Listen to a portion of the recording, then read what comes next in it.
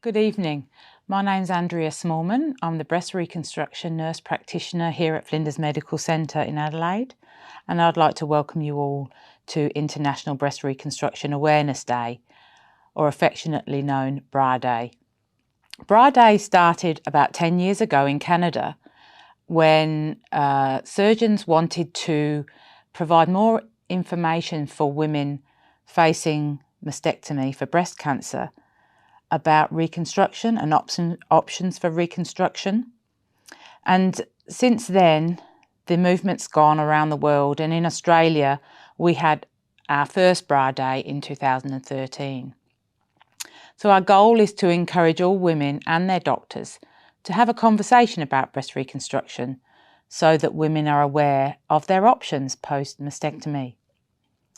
However, it's not about trying to talk women into having a reconstruction. It's more about giving women an informed choice by providing the information they may need to make that decision. So I'm just going to give a brief overview of breast reconstruction, and then we're going to be joined by Amanda Jones, who's an advanced nurse consultant in breast care. She'll talk about timing of reconstruction. And then we have some amazing women, Robin, Ali and Chris, who've all undergone a breast reconstruction, who will share their experiences with you. Then we'll give you some links for useful resources and options for questions. So what is a breast reconstruction? It's surgery to recreate or rebuild the size and shape of the whole breast involved in a mastectomy. Or it can improve the difference in breast size following a partial mastectomy. The reconstruction won't give you back what you've lost, but it will give you the shape and confidence to go forward with your life and be able to wear clothes that you want to wear, but it won't have the same sensation as a normal breast. That does take a little bit of getting used to. So we can correct any physical imbalance from having part of your breast removed. For a lot of women, breast reconstruction is about removing that reminder of breast cancer surgery that they see every day in the mirror. Some women find it very difficult to wear an external prosthesis. Overall, we know that breast reconstruction restores confidence in women and can improve their self-esteem. It gives you more choice in how you dress, what activities you undertake, different sports, for example. And we know that it gives you an overall improvement in your quality of life. However, we do understand and appreciate that breast reconstruction is not for everyone. For some women, it's just not the right time in their life. They've been through possibly months to a year of surgery and treatment for breast cancer. They don't want to come to hospital anymore or have any more surgery. And a lot of women are very comfortable with their mastectomy defect. Importantly, the decision is yours, not ours. It's your decision, and if you choose not to have a reconstruction, down the track, you can change your mind. Once you've made the decision not to have one, it doesn't mean you can never go back and ask about reconstruction and go ahead. So how do you choose what type of reconstruction is suitable for you? Your specialist plastic surgeon or your breast surgeon will guide you through the advantages and risks of each type of reconstruction available. And for some women, because of the treatment they've had for their breast cancer or previous surgeries, there's only one appropriate type of reconstruction. Other women may be able to choose between several different options, which I will go through in a moment. And reconstruction surgery is not one size fits all. It's individually designed for every individual woman. So because your neighbour down the road had a certain type of reconstruction, that doesn't mean that will be suitable for you. So we'll go through that with you. You may possibly require more than one consultation before you can make a decision. There's a lot of information to take on board, And breast reconstruction is a complex process. It will involve multiple procedures over months, possibly a couple of years. It's a period of treatment. It's not a one-off surgery.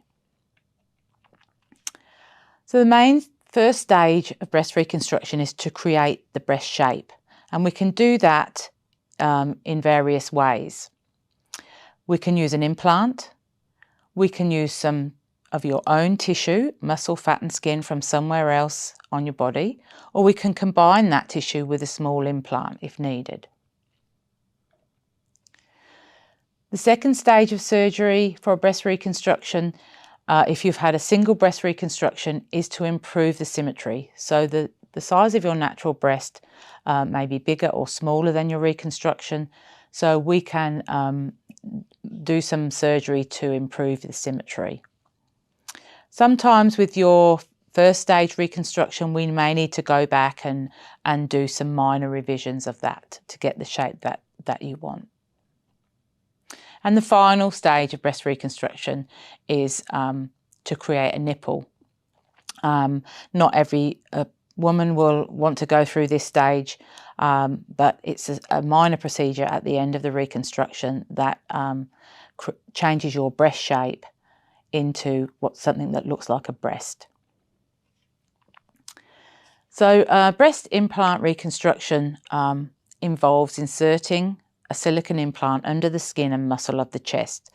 But before that implant can fit under your skin, we need to insert an empty implant called a tissue expander. And slowly over 2 to 3 months after your surgery, saline is injected into that tissue expander to stretch the skin on your chest to allow a second surgery where the expander is taken out and your final implant is inserted. So this is a tissue expander. Insertion of the tissue expander might take 1 to 2 hours, a 2 to 5 night stay in hospital, and approximately a 6-week recovery.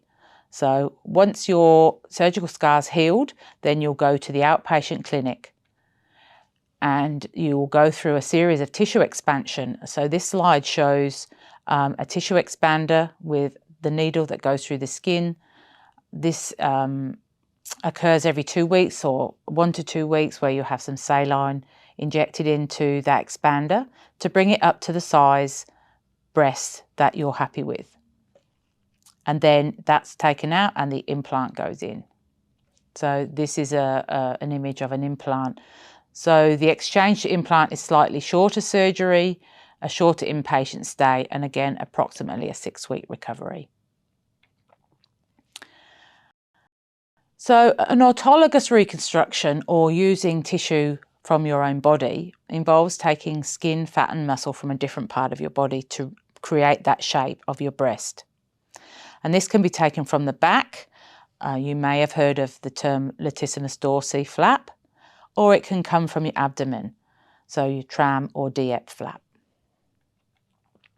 Usually using tissue from somewhere else in your body is a single surgery to create the breast shape. It does look and feel natural. And it's useful for patients who've had radiotherapy, whose skin is a bit tight and is not good sometimes for stretching with a tissue expander. However, you do need to have enough spare tissue on your body to use for reconstruction. You need to be reasonably healthy to recover. The surgeries are quite long, and you're usually a week in hospital and 2 to 3 month recovery. So this shows a latissimus dorsi flap where the muscle and skin and fat is moved from the back under the arm and placed in the chest to create that shape. And you are left with a scar on the back that does usually fade quite well. Most women are suitable for this type of surgery, and it does provide enough tissue to reconstruct moderately sized breasts. The surgery would take about 4 hours and inpatient stay approximately 7 days. This is for a single side, and 6 to 12 weeks recovery. A tram flap or a diep flap is where the skin and fat and muscle is taken from the abdomen, and along with the blood supply to that tissue. It is actually removed completely and lifted up to the chest and creating the shape of the breast. And you do have a long abdominal scar from hip to hip, which is like a tummy tuck. This is just another image. Because the blood vessels are taken and connected to the chest, this is special surgery called microsurgery and can only be performed by surgeons who are specially trained in microsurgery. This surgery could take 6 to 8 hours for one breast reconstruction. And again, useful for patients who've had previous radiotherapy, which may have damaged their skin. Again, need to be reasonably fit and be prepared to have a big scar on the abdomen. So usually a week in hospital and 2 to 3 months recovery. So for women who've had a partial mastectomy, we can reconstruct that breast using some tissue from another part of your body, or we can alter the size and shape of your breast that hasn't been affected by breast cancer to match your partial mastectomy shape. Autologous fat graft is a way that we can take fat from somewhere else in your body by liposuction. The fat's processed in the same surgery and injected into the breast where there's a defect that alters the size and shape.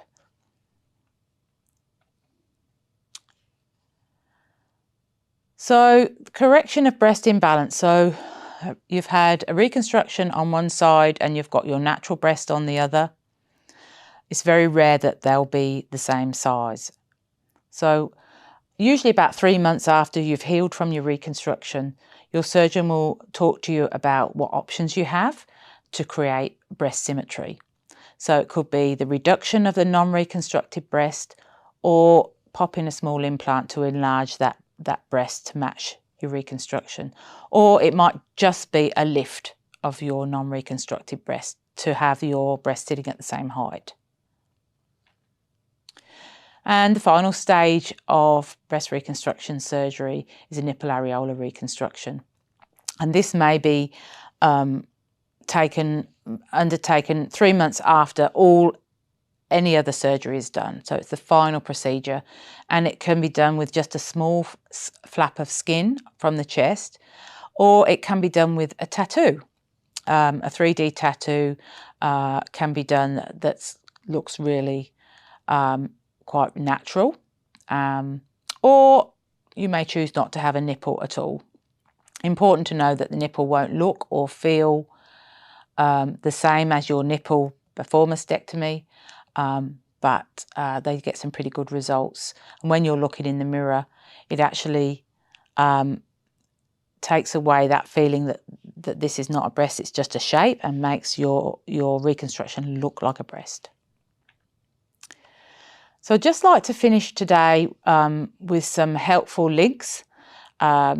So you can get on the web and you can look at these links, and they'll give you some different patient interviews, some patient information sheets, and you can get a lot of good information from these links. If you have any questions about anything that you hear in this forum today, you can email me, and if it's more appropriate, I can forward the emails to any of the other speakers, but we will get back to you and we will answer your questions that you have following this forum.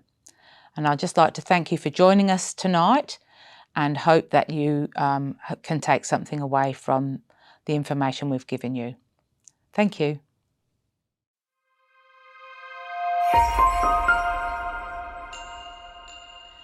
So I'd like to introduce Amanda Jones, who's our advanced practice consultant here at Flinders Medical Centre in the area of breast cancer.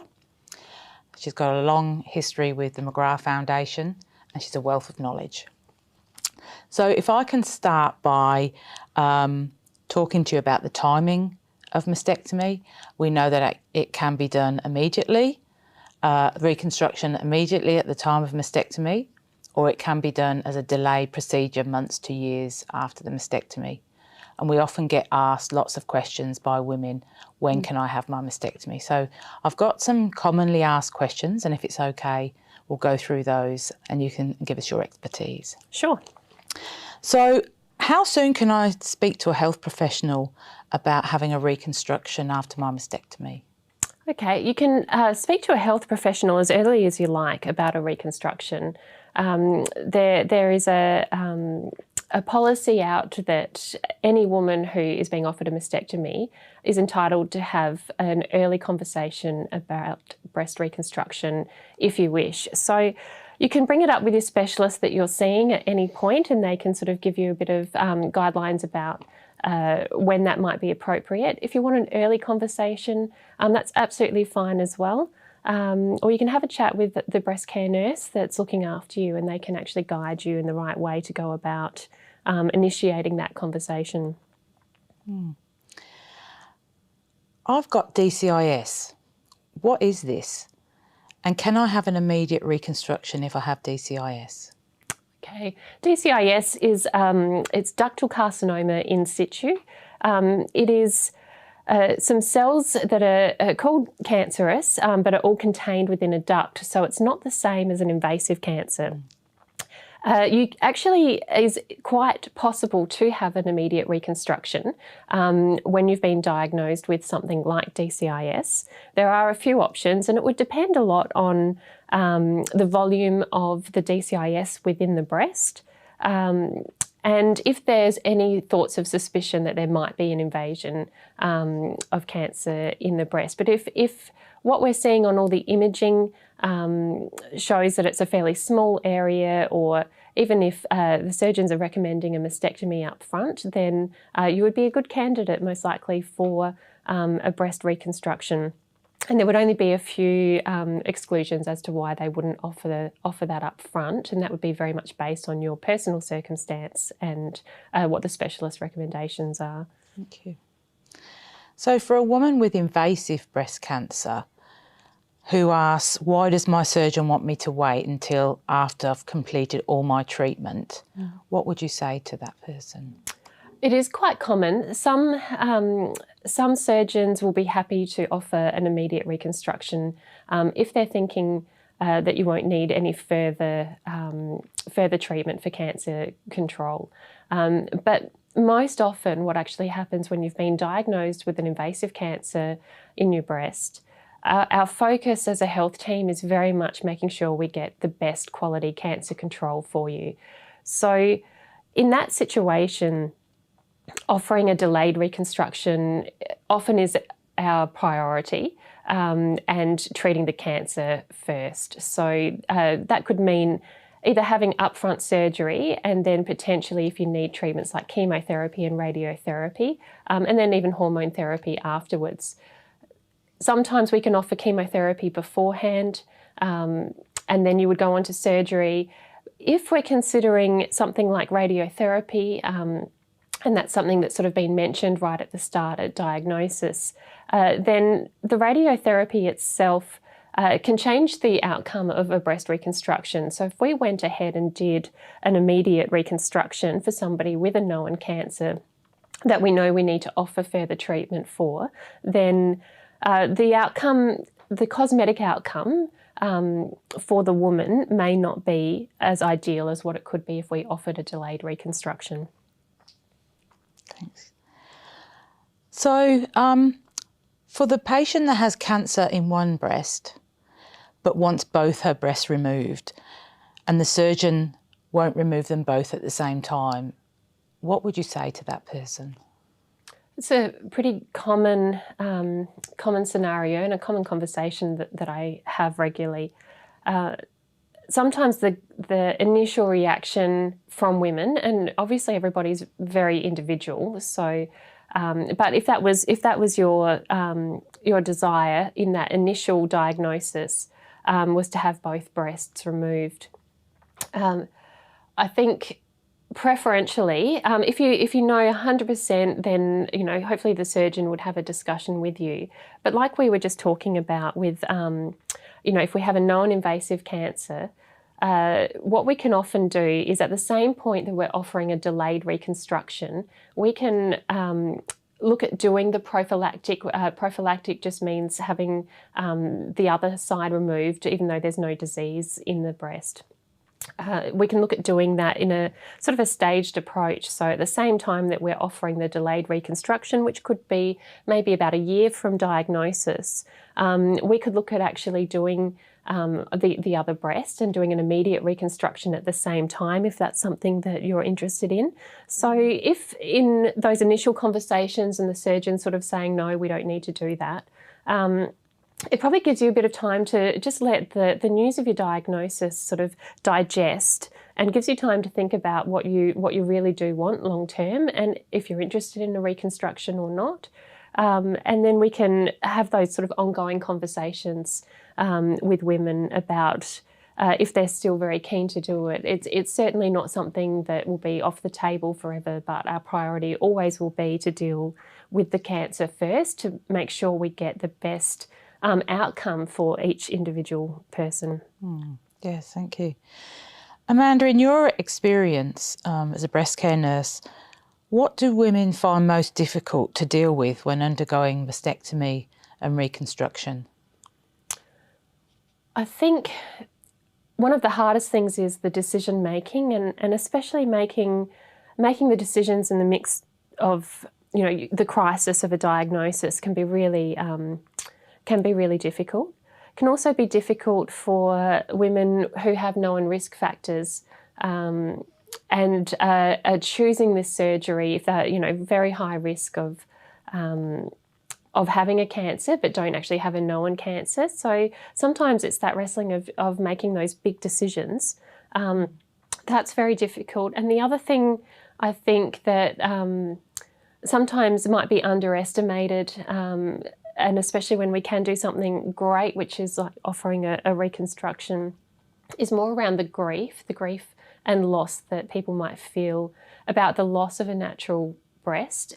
A reconstruction is a fantastic option to help, you know, sort of for women reclaim their lives and their shape. But what it offers is, you know, the shape of a breast, but it's not the same as the natural breast. And I think, you know, understanding and recognising that grief and allowing yourself, I guess, to go through that process, and hopefully having, you know, good supports around you as you do go through the process of grieving. And that can come at different points and different stages depending on each individual person's circumstances. And what would you say to the woman who is being influenced by other people around her in her decision making? This can happen because we chat, and our friends, you know, and family love us and care about us, and sometimes there's strong opinions about what should happen, or we know someone else's story. But the important thing to remember is, you know, and I've mentioned it a few times, everybody's diagnosis is actually very individual. We see, you know, lots of different types of breast cancer and different pathologies involved in that, which then lead to different sorts of treatments that are being offered. So the main thing I would suggest is have the people around you for support, but really engage with your health team as you're getting the information and making informed decisions, because you know, what worked for somebody else and in somebody else's situation, they may have been looking at a very different sort of diagnosis, even though it's all called breast cancer. Each person is very individual. Well, thanks, Amanda. That's been really useful information, and I hope the community can take some of that on board while they're making their decisions. Excellent. Thank you for your time. Thanks, Andrea.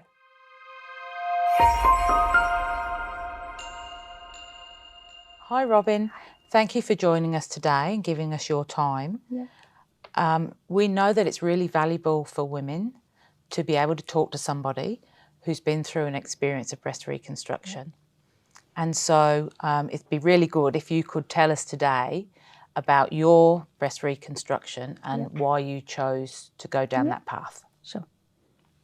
So I have a family history of breast cancer. I have an auntie that was diagnosed really young, and also My sister was diagnosed at the age of 30, and she battled cancer for 9 years, 2 lots of breast cancer, followed by leukemia. And that family history always was at the back of my mind and had me monitoring everything from quite a young age as well. I had 3 children while my sister battled her cancer, and at the end, in the end, it was just a no-brainer for me to do something to stop my children from going through what seeing what, you know. Yeah, I can understand that. Yeah. I can understand that. Yeah. What sort of support did you have around you to make that decision? It must have been a really difficult decision for you to make. It was somewhat difficult, but having to tell children at such a young age that their auntie was not going to make it was really hard. And so looking into their eyes was enough for me to know that it was the right decision. I have another sister who has also since had preventative surgery, and she was an amazing support, as with my husband and the 3 boys and everyone. Yeah, I guess it would have been difficult to come to a decision to have risk-reducing surgery without support around you. Yeah, I don't know that, you know, if I didn't have people to bounce the thought off of or to validate my reasons, then I would have been struggling. So having reconstruction at the same time of mastectomy can be quite confronting. So you go to sleep with your natural breasts and you wake up with the beginning of a reconstruction, which can look quite awful. Different, Sensation has changed, the look has changed, you're uncomfortable. How did you feel mentally? Leading up to it, I was really nervous. I do have to say that when I woke up, besides the fact that I felt terrible from anaesthetic and surgery and whatnot, the first time I got up and looked in the mirror was a little bit confronting, but I was surprised because we had started to feel the expanders, so I wasn't completely flat. It was different to what I was expecting, yes. Yeah. And did you feel comfortable to show your partner and your friend? Yeah, he came with me that first time that I had a look. Yeah, that's good. For every patient, it's a different, reconstruction is different. How long was your process of reconstruction and your recovery times? Yeah, so it was May that I had my initial surgery. We filled the expanders over about 8 weeks, and then I waited until the following March to have the expanders changed. Was that about 6 months or? Yeah, roughly. We had Christmas in there, which kind of just stalled things a little bit. But So how did you feel physically and emotionally after your reconstruction was complete, considering your emotions before you had any surgery? So I was actually surprised at how good I felt afterwards and how empowered and reassured that I'd made the right decision.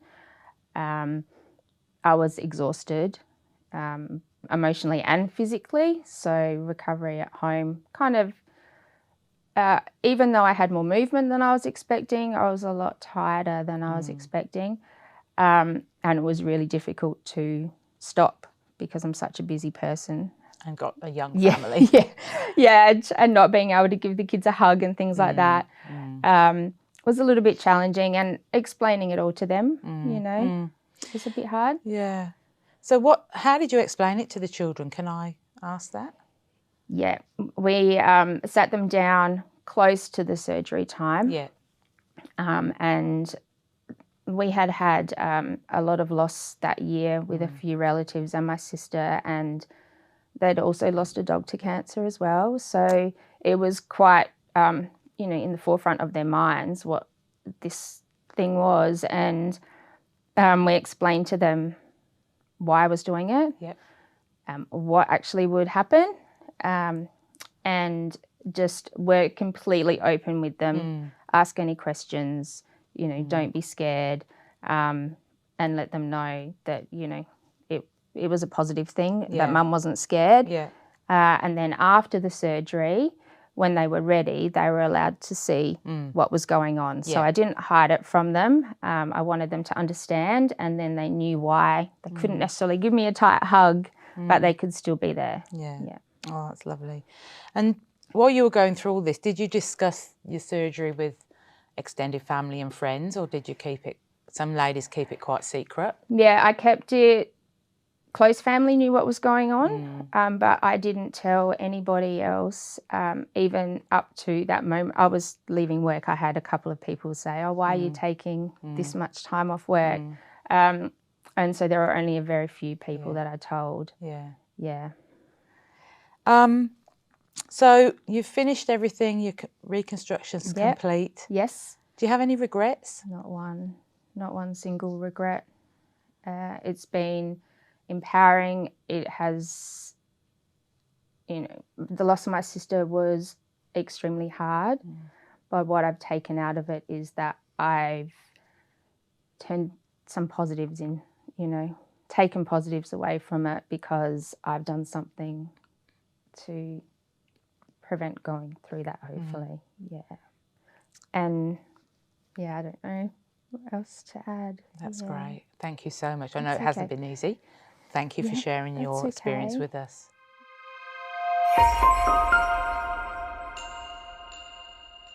Welcome, Ali. Thank you for your time today and willingness to share your personal experience.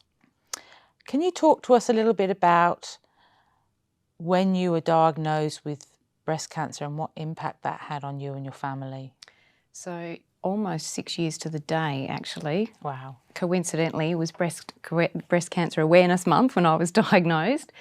So I had a 4.5 centimetre lump underneath in the middle of my left breast. My eldest son was in year 12 at the time. It was a couple of weeks before his exam started. Yeah, it was pretty big, and my husband and I have got 6 kids between us, so he was the eldest, almost 18, and went right down to 12, so we had a lot in the mix to consider.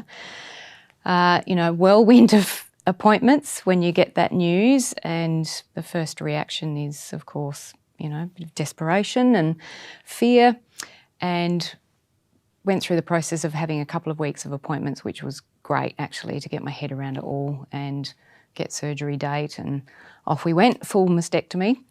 Couldn't save any part of that breast because of the size of the lump, and off we went, and the whirlwind began. And what was it like living with that mastectomy, for want of a word, defect? It was odd. It was strange to wake up in the hospital bed and to know that I went to sleep with 2 breasts and I woke up with 1, and that in a matter of a surgery that takes about an hour and a half, it was just all gone and it was completely flat. So for me, it was quite confronting. I also pretty quickly accepted that that was the situation and that's what it was, and that I was glad that the alien had been removed from my body. But what then followed several months later was just how confronting it was in different situations, like getting dressed and looking in the mirror and walking around the house, and the kids having a bit of a laugh, which was great, but it was unusual. It was unusual, and it made me feel not less than who I was, but I certainly felt that something was missing, and I hadn't realised how much I missed my cleavage. Just, it's so much a part of who we are as women, and that for me was a big deal. Just, getting dressed, putting on the burly bra, stuffing in the padding, and just knowing that it wasn't all normal, how I was before. Did you have to have any therapy after your mastectomy? Yeah, so I went straight into, back then it was, 3 weekly rounds of chemo for about 5 months, and then after that finished I had 25 sessions of radiotherapy. So, that was a consideration for the skin in that area as well. Yeah. So what stage did you start to consider reconstruction, and how did you start that conversation? I considered it immediately. And in fact, I can remember talking to Rachel about it as part of the process. How long do I have to wait until I can start talking about reconstruction? So I always knew that that's what I wanted to do. Yeah. I always wanted to find out the information, and Rachel would say to me, just just hold back, hold back. Rachel was your breast care nurse? She was my breast care nurse, yeah. It was a fabulous wealth of information. And then I started to rebuild my strength after all of the treatment, and was doing a program here at the hospital to rebuild my strength, and because I was always preparing for my reconstruction because I knew that it had to be part of my recovery. Yeah. And so in your decision making, what was involved in that? Did you know straight away what type of reconstruction you wanted? No. How did that go? So yourself and the wonderful Nicola Dean were a huge part of me being able to make my decision, and understanding that because of the treatment that I had had, and because of the composition of my body and my shape and my size and things like that, how all of that impacted on what I was able to do, the options that I had for reconstruction, which was a really valuable part of the process for me. And even more valuable was coming to a reconstruction information evening and speaking to other patients who had had the procedure that I was considering, and hearing from people such as yourself and other people who had experienced it, and from all the experts, really helped me make my decision and be sure that that was the right one for me.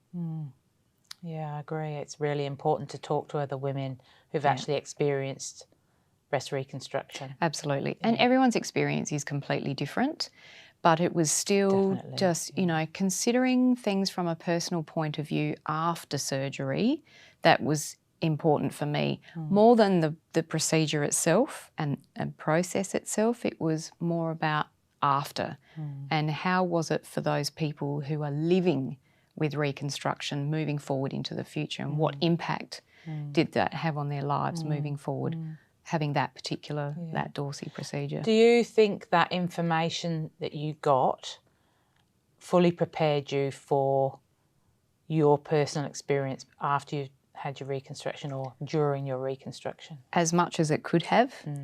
There was certainly, it's a bit like giving birth, isn't it? Everyone wants to share their story, but everyone's experience is different, and reconstruction, I believe, is no different, just as cancer is different for everybody. So for me, as well prepared as I was, and I'm a person who asks questions and is curious and finds out as much as I feel I need to, there was still, afterwards, there were still some things that I wasn't prepared for. Some of the more private aspects of it, of not being able to dress myself for a while. I was too frightened to use my arm afterwards because I thought I was going to create more damage if I did that, and that had an impact. So I think you can only be as prepared as you can be, and the rest is go with it after it happens, because it is different for everyone. Yeah. And how long did it take from your first stage where they created the breast shape and they used the muscle and fat and skin from your back? How long was the whole process? The whole process from the first part of the surgery, the first initial part of reconstruction, to the complete very end of having the tattooing done, I think was probably a good 12 to 18 months. And it was, I had time to continue to recover and rebuild my strength. And then, thankfully, the other surgeries following were much smaller. And that final cherry on top of the cake, I guess you could say, was the tattooing of the nipple. And that, for me, I hadn't realised how much of a difference even that would make, was having the tattooing done in just feeling complete. Yeah. and signifying, I guess, the end Yeah. of that Yeah. part Yes. of your treatment. Yeah. Yeah. It was Yeah. huge. Do you have any regrets? Nope. I'm saying no. I shouldn't be nodding, but do you have any regrets? Not one. Not one. Was it easy? No. Was it painful? Yes. Was it a long process? Yes.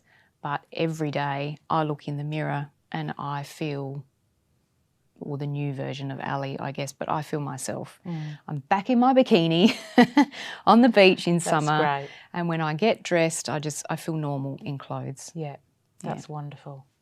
Best thing that I did. If there could be a best part of the whole process of cancer, for me, that would be it. Yeah. Yeah. Yeah. Well, thank you for joining us today. It's been amazing. Thank you.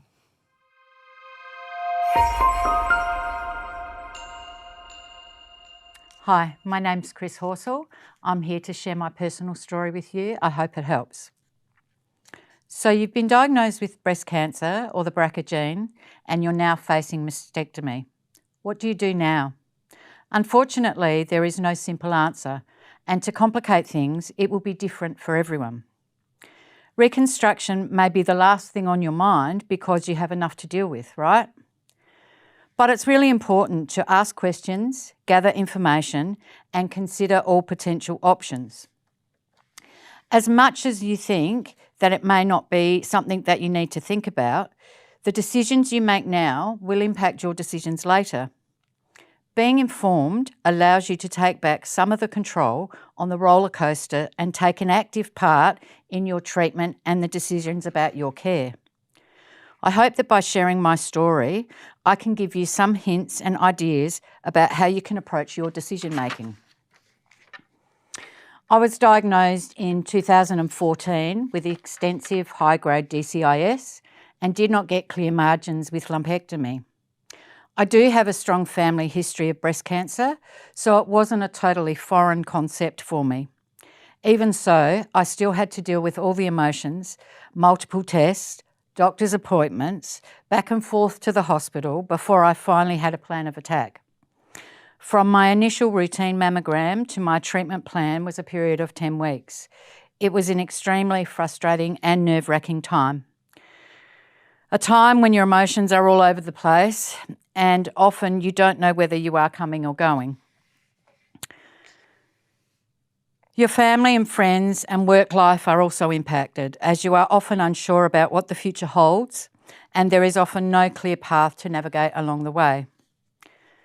I think no matter what your circumstance, that you can never be prepared for how you respond to your diagnosis. The only advantage that I had was that I had decided if the time ever came that I had to face the decision, I would want reconstruction. I knew that I could not be flat and fabulous. I wanted to look the same as I did before, well, in clothes anyway. The reality is that your naked form post-reconstruction will not look or feel the same as it did before, and that is something that you need to come to terms with. Believe it or not, having a perky set of boobs does not replace what you lost or when you go through mastectomy. I remember being hurt that some of my acquaintances felt that reassuring me of the great new set I would have would somehow make me feel better.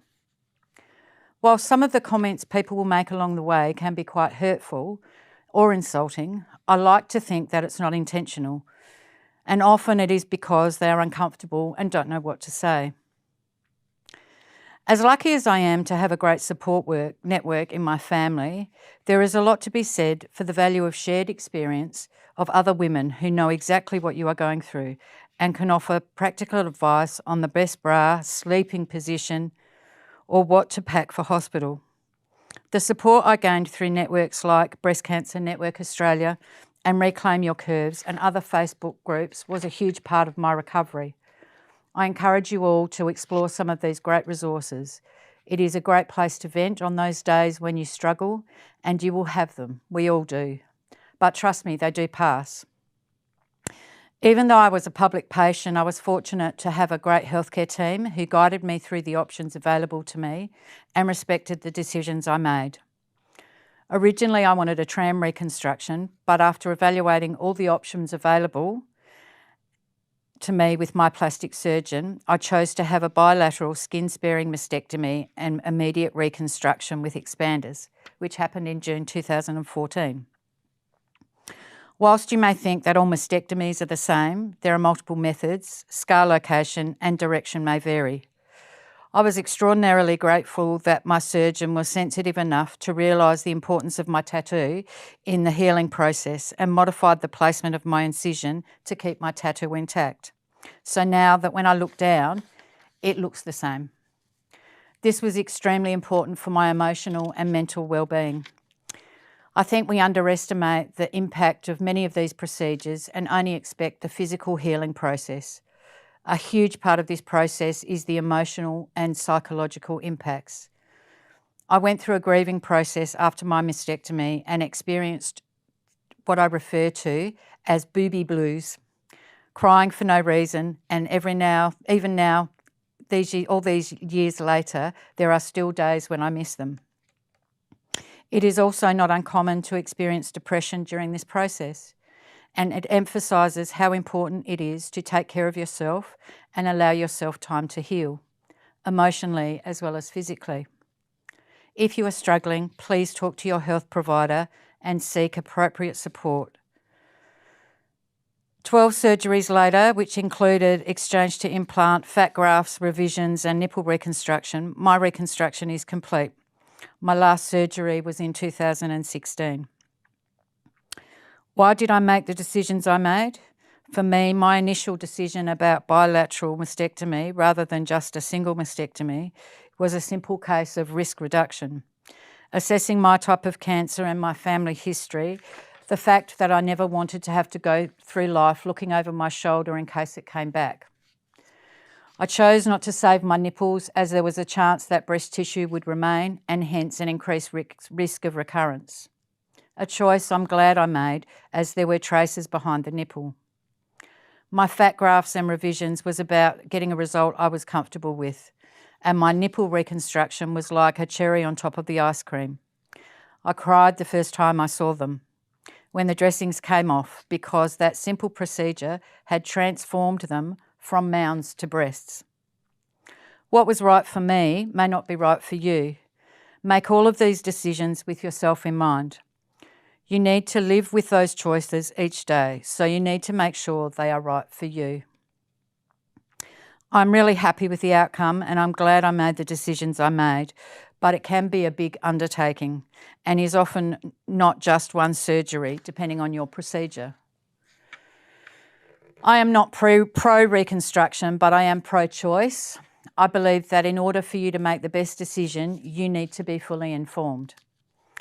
As women, we should not be feeling guilty that we want to take steps to feel whole again, nor should we feel that we are too old or that we are on our own, so it does not matter.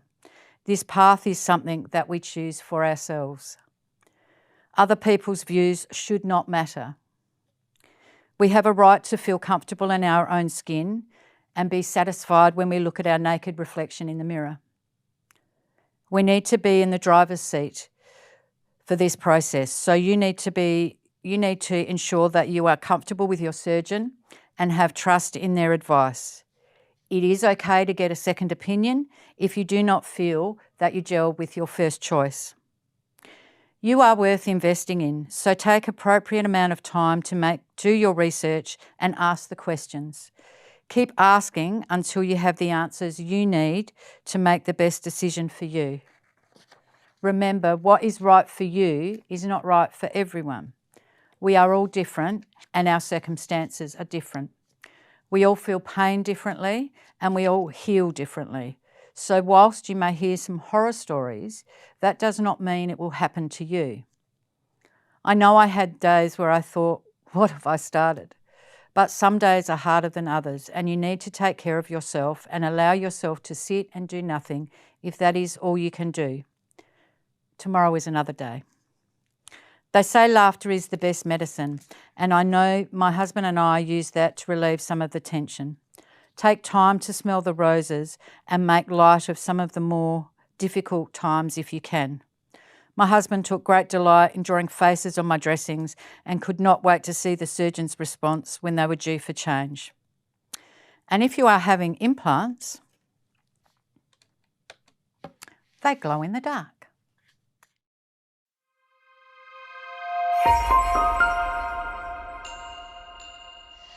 Thank you for your presentation, Chris. That was amazing. I'd like to talk to you now about your role as ambassador in South Australia for an organisation called Reclaim Your Curves that helps women to in their decision making about breast reconstruction. So if you'd like to tell us all about it and what your role is in that organisation. Okay, thanks, Andrea. Reclaim Your Curves was formed probably around 2015. It's a registered charity, and it was formed based on the vision of a woman who also went through breast cancer and breast reconstruction, and she found that there was a really limited amount of information and resources for women considering reconstruction. And so she wanted to fill that gap. And we all met on the Breast Cancer Network Australia online forum. And so there are a group of women, all the women that run the organisation and do the support are all women that have had breast cancer and been through reconstruction. And I suppose a lot of people automatically assume that when you're talking about reconstruction, we are pro-reconstruction, but the fact is we believe that for a woman to make the right decision about reconstruction, she needs to have all the information. And what we are about is pro-choice. So it's about supporting women, in making sure they've got access to information to help them make the right decision for them, because every woman's journey is different. And also trying to provide some useful support for them going through the process if they decide to move forward with reconstruction.